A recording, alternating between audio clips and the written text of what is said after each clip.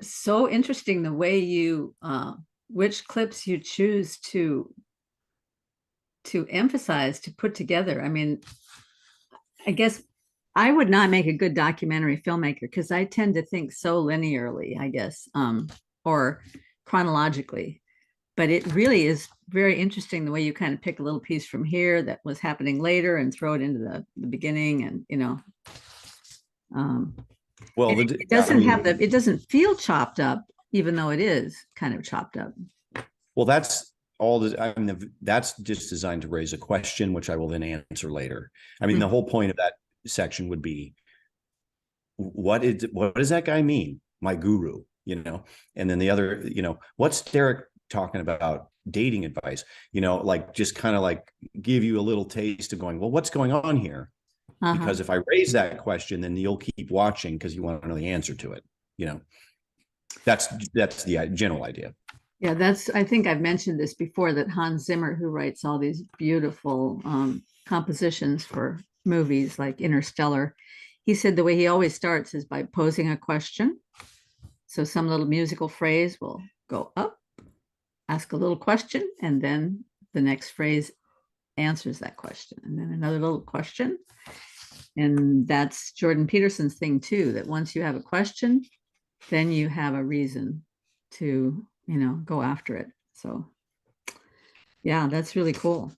And so your Yeah, process is then you take big chunks of stuff and line it up along your timeline, and then you just start trimming away. Is it sort of like Michelangelo when he carves away everything that isn't well, it, or probably.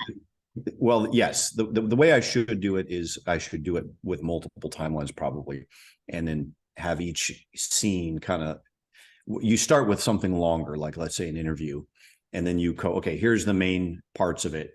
You get it. What I do is I get it on the timeline, and then I start going through and removing the material that's kind of like extraneous, to try to get it down. And sometimes the problem is that the way people say it in such a way that you can't chop it up without it.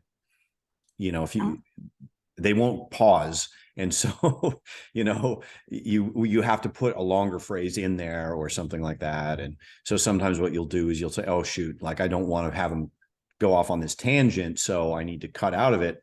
But I don't have him saying the beginning part of that for me to cut into that, to cut out that tangent, because the beginning part's intermixed within the tangent or something, the part that I want to cut out. So I might just use somebody else saying that, and cut it in or whatever. It's just, I find that editing is just all problem solving.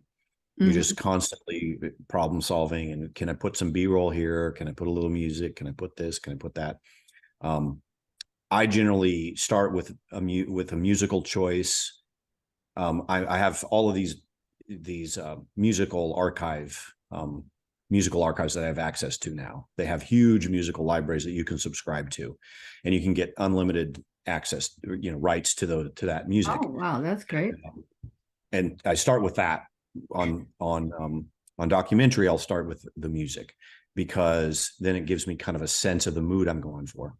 Whereas with a narrative film, I might not, because I might think I'm going to give this to a composer later, so I'm not going to put any music on it yet. Let that person come up with the music. But on documentary, I find that it's a little bit better to just go ahead and pick the music first. Yeah, so there's a couple things there that are very consonant with painting. And the first one, when you said you're always solving problems, that was the biggest surprise to me when I started trying to paint seriously. I mean, when I first started painting, I was taking a little class at the extension education. One of the high schools had a big room, and they would bring in some lady to teach watercolor, and a bunch of us would come in at night and take this class. But when I really started trying to, my first attempts were just reproducing what I saw in a photograph. There's so many problems to solve when you do that, because there might be shadows in the photograph and you can't quite tell what's in the shadow. And is it important that what's in the shadow gets into the painting, or is it not important? Or what about that wire that's running across there? Should I leave that in to add character, or do I take that out in order to make it more, prettier? Or and you're answering so many questions in your head while you're working. And it was really surprising to me because I thought it would just be straightforward. You get the paint, you reproduce what you're seeing in front of you. And it doesn't work like that at all. And then the second thing that you said is about how you pick the music so that it gives you a mood to work from. And that was one of the first things I learned from the creativity teacher is, and I mentioned this the other day, we have a big journal that we carry around with us everywhere. And on every 20th page, we were supposed to write as big as we could, what mood do I want? So we would never forget that that's the first thing you have to think about before you start working, because the mood determines the color, the, what constraints you're going to put on it, the value structure, all of that is contained in that idea of the mood. And that's what music does too, because music provides you the rhythm and it provides you the tonality, how much how much contrast is there in the music, and whether it's peaceful or frenetic or whatever. So I Yeah, like that piece you had on your little clip. oh, good. um, I have to actually tone the musical score down most of the time. Mm-hmm. Because a musical piece that's written as a musical piece that are on these stock footage or these musical libraries are often too big because they're building, because Mm-hmm. the focus is supposed to be on the music. And so I use only stock music sites that have what they call stems, which is 4 layers of it. You'll have strings, drums and bass, maybe melody, and then instruments. And so I can take away 3 out of the 4, or sometimes 2 out of the 4. Oftentimes I'm taking out the melody Mm-hmm. because that's going to distract. And so I can basically have a little bit more of a bedrock of a score that just kind of stays in one place. It doesn't build.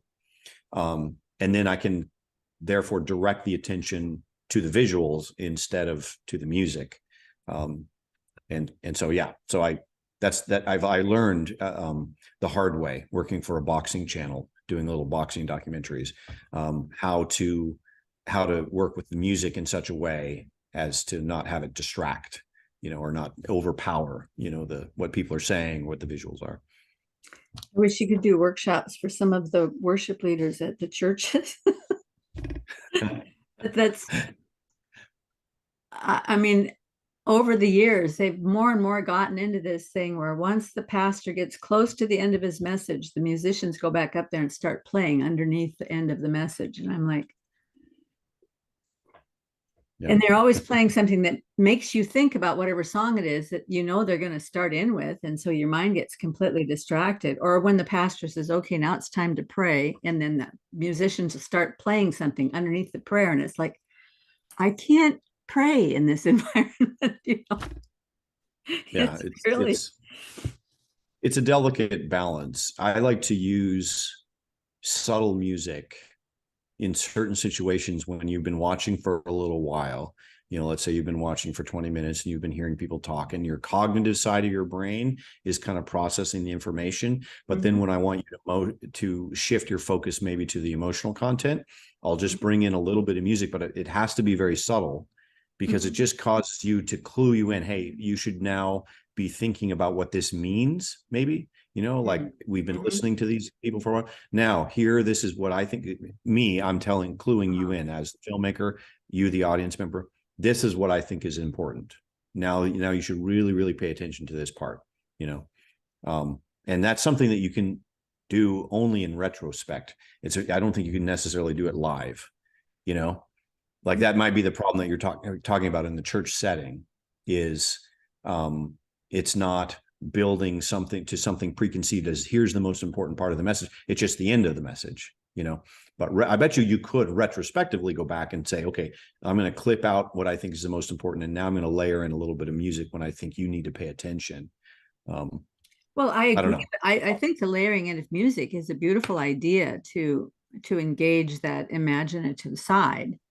But I was saying, I like what you were saying, that it should be something that doesn't have an obvious melody in it that's going somewhere, or an obvious trajectory Right. that's going somewhere, because then as listeners, we naturally get engaged with that. And then Mhm. we want to know where the music is going to go. And then we've lost the thread entirely. Yeah. So I remember in the old days, I used to be a worship leader a long time ago. And when I would go to worship conferences, they would sometimes teach you something simple like a C suspended chord, which is just a simple chord that they used to call it the angel chord. Because Mhm. when they play a C suspended chord, it does give you this sense of you're in a sort of suspended animation, and you're not really expecting it to resolve. You can just stay there in this suspended state for a while. And so I think that kind of music is fine, use a few suspended chords that don't, you're not expecting it to lead somewhere. Except when, of course, when you're doing the real worship music, then I'd like it to be something that I can follow along with, which I have a harder time.